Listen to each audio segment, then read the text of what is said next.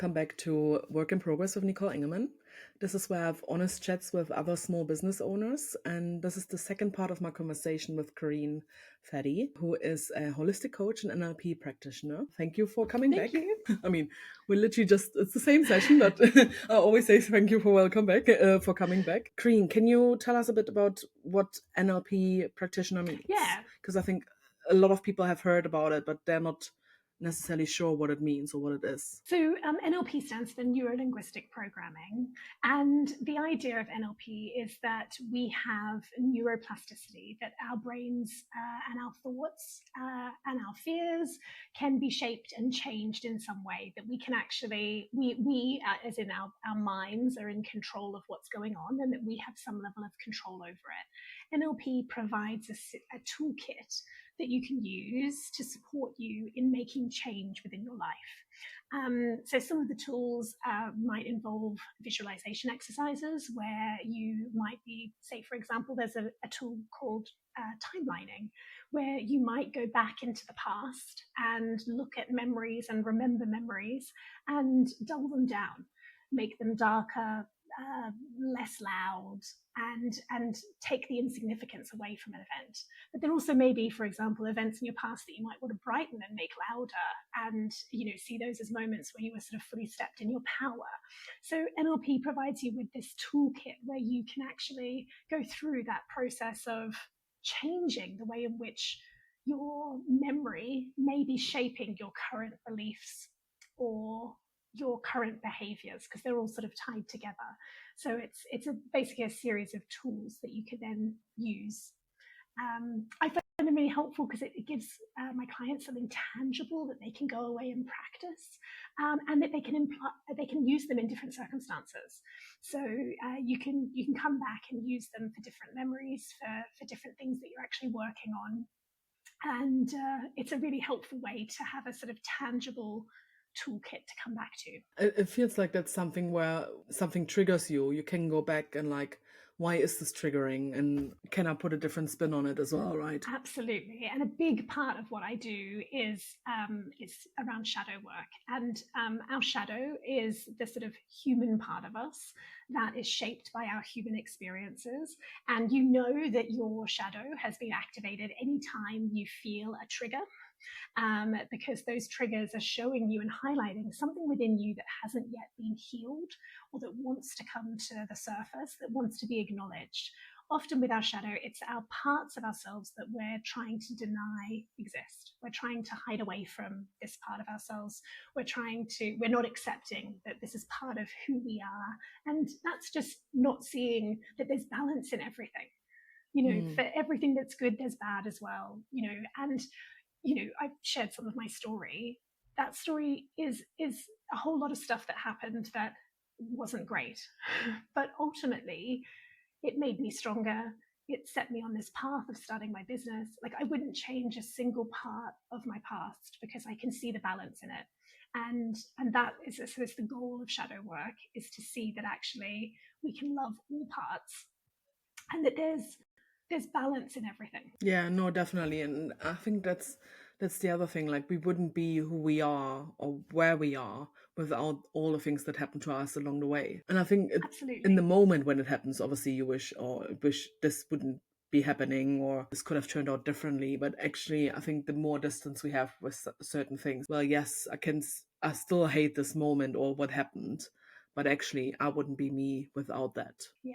And I suppose the goal of shadow work is to be less and less triggered in the moment, because you feel into the feeling and you'll acknowledge the way that you feel, that it may be making you feel angry or upset, but actually understanding that that's all part of being human, and that doesn't need to be seen as bad. Yeah. We so easily group things into good and bad, and it's the idea of actually, no, everything just is.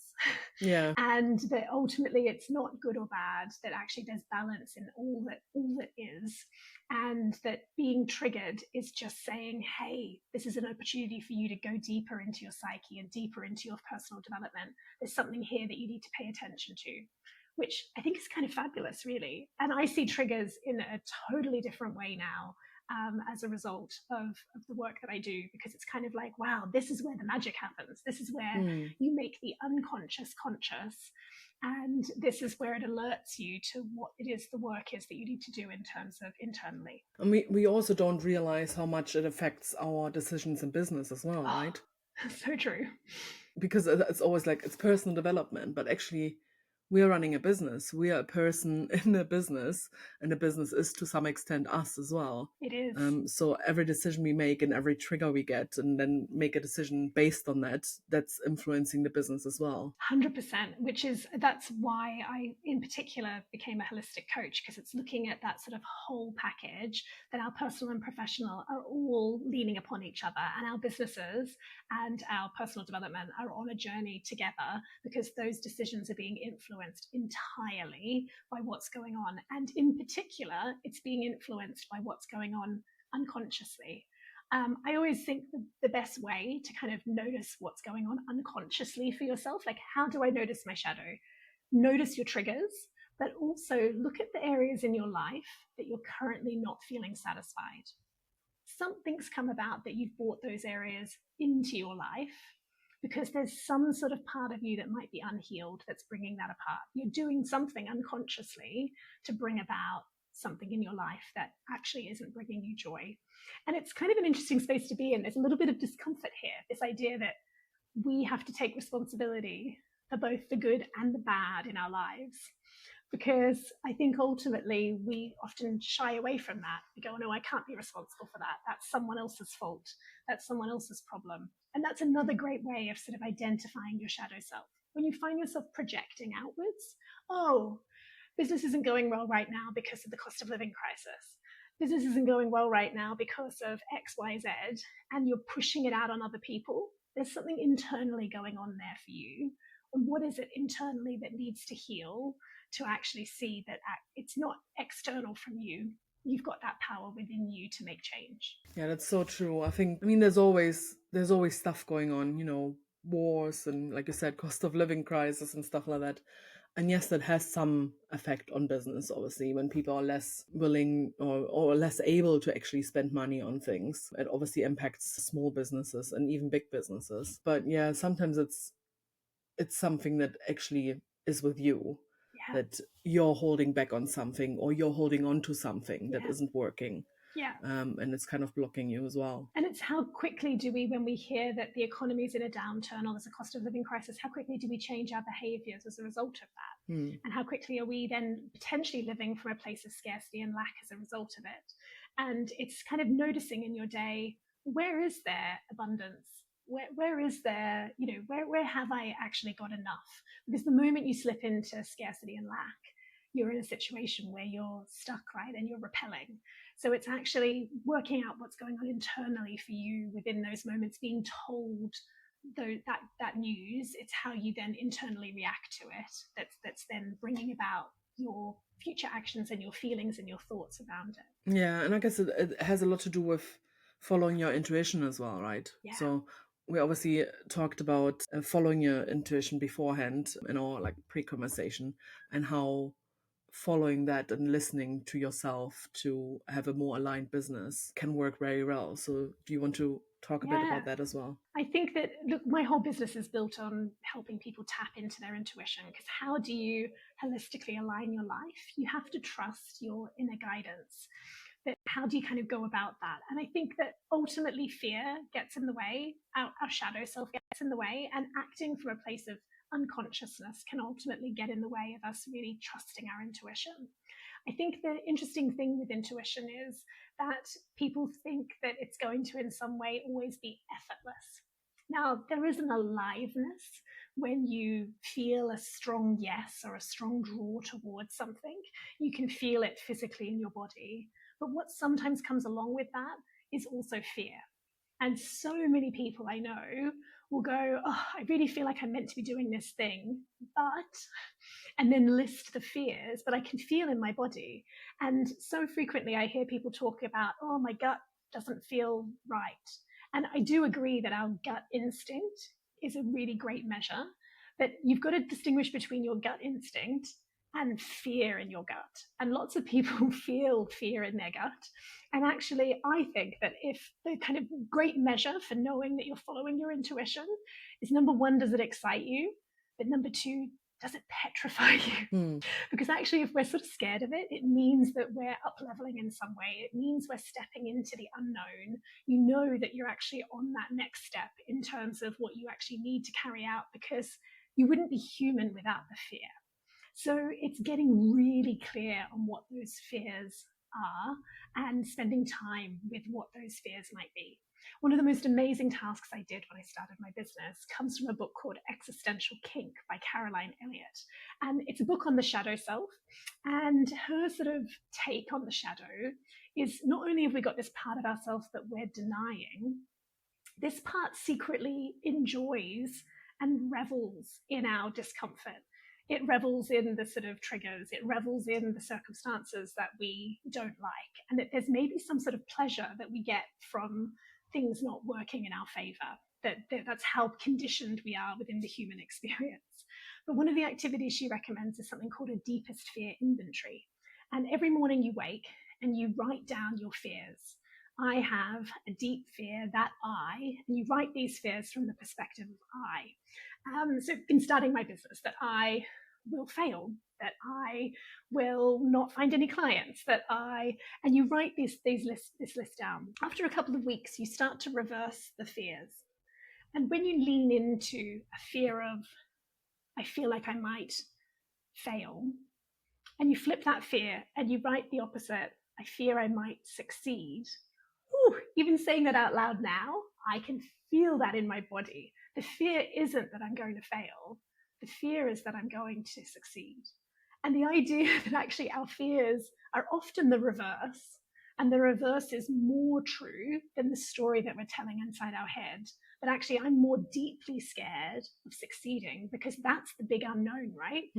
If I stay in failure and it not working, then actually I know what that can feel like. That would mean I'm still in the circumstance that I'm in now. And there's safety in that, right? There's a part of me that actually enjoys the status quo.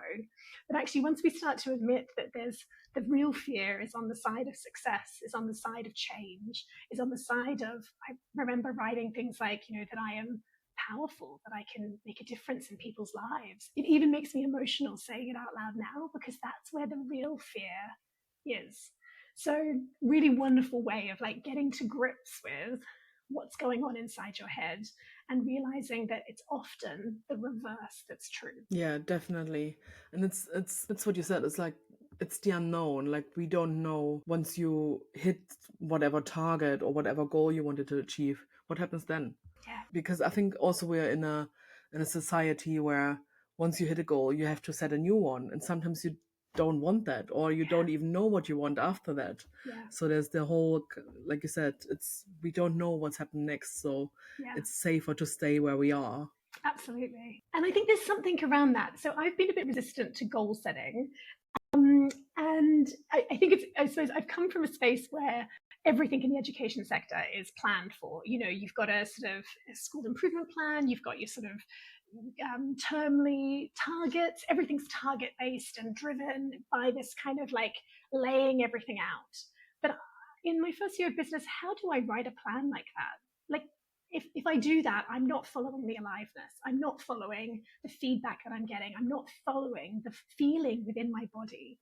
So I've sort of been very resistant to planning. Now I can see how, if you've got data because you've been in business like you have for a long time, you know what works and you can start to follow patterns and trends and it makes more sense. But in the beginning stages, how do you know? You don't know until it actually works, until, it's like, I talk about like throwing spaghetti at the wall. You're waiting for it to stick, right? And that there's this process of actually just trusting that the right path forward will come, and that there's power in just being, that you don't always have to do. You don't always have to be on the grind, that there's something really powerful in stopping and just being. I always talk about, when people are trying to solve problems, you never solve the problem while you're sat at your laptop. You solve the problem when you go and do the dishes, when you go out and exercise, when you go for a walk. That actually the moment you're no longer focused in on the task, ultimately the answers then ultimately come. And it's how do we bring that spaciousness into our lives so that we can actually follow what's really going on and feel that aliveness in our body. We're always thinking about goals, and again, that's a very masculine way to think about, like hitting 5K months or 10K months and all those kind of numbers, or having this and this done, or this and this many clients in the next year. Whereas a goal could also be being in the green, having paid off the loan, or just taking a month off, Yeah. because you have that space and have that freedom Yeah. within your business, because you build a business that aligns with what you want from your life. Yeah. I also wonder too how much we're putting a cap on what's possible by being really prescribed. So I always think about, it's a really great way if you're thinking, okay, this is what I want. So say, let's take something tangible, like I'd like to purchase a house, for example. I don't want to purchase a house, but let's imagine I did. It's not the house itself that's the goal. It's the feeling on the other side of the house. What is it that the house will give me? It will give me security. It'll give me stability. It'll give me the ability to make a home, to feel comfort. And actually, what we're seeking isn't this tangible written goal. It's often a feeling on the other side of having achieved it. Now, what too often happens is we achieve the thing and then the feeling doesn't then follow. So we don't then have this, we don't then have this the feeling that we thought we were going to have, and then that leads to disappointment or feeling sort of like we've not succeeded in some way. The better model is to think really clearly about what it is that you want to achieve, and then if you think about how you want to feel, can you bring that feeling into the present today? Can you bring that feeling of security? Can you bring that feeling of comfort? Can you bring that feeling of nurturing and developing your own home into your life right now today?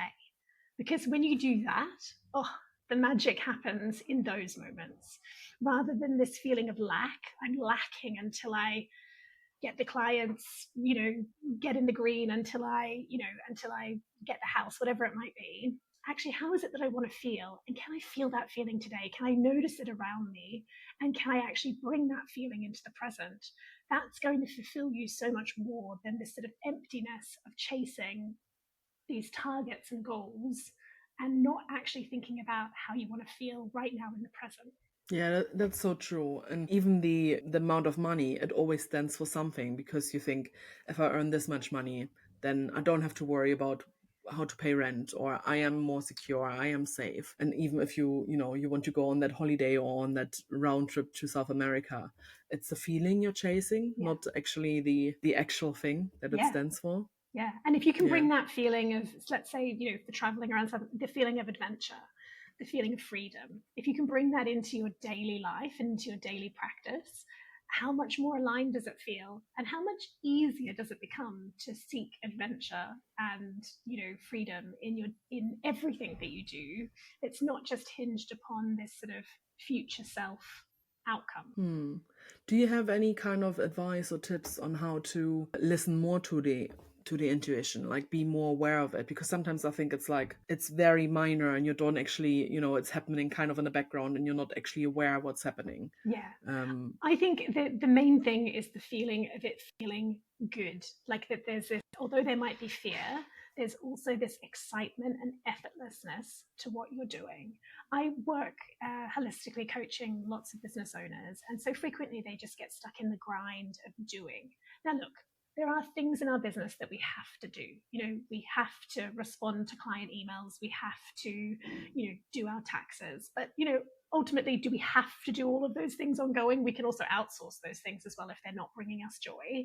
But the idea of actually looking at what it is that lights you up, that actually makes you excited, that feels really effortless, and that you're getting positive feedback from, that actually when you're working with clients or when you're doing whatever it might be within your business and you go, God, that feels really good, that those are the tasks that we actually need to spend more time on.